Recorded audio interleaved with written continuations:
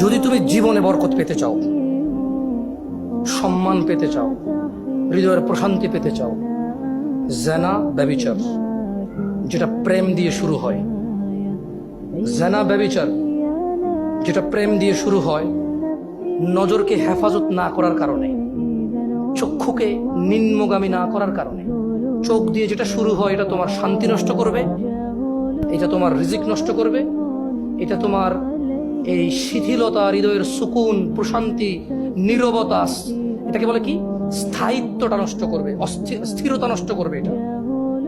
ছোট ভাই, তোমার প্রতি আমার নসিহত, তুমি কে নীল পড়ছে, লাল পড়ছে, কে ছোট পড়ছে, কে বড় পড়ছে, তুমি এগুলা মেজারমেন্ট করার দরকার নাই। তুমি নিচে নজর রাখো, হাঁটো। তোমার এটা জানারও দরকার নাই আজকে তোমার সামনে দিয়ে কয়টা মেয়ে কি পড়ে গেছে তুমি দেখোই নাই। তুমি নিচে হাঁটো, যথাসম্ভব তুমি যতটুকু নিচে দেখে হাঁটা সম্ভব তুমি তোমার চোখকে হেফাজত করো।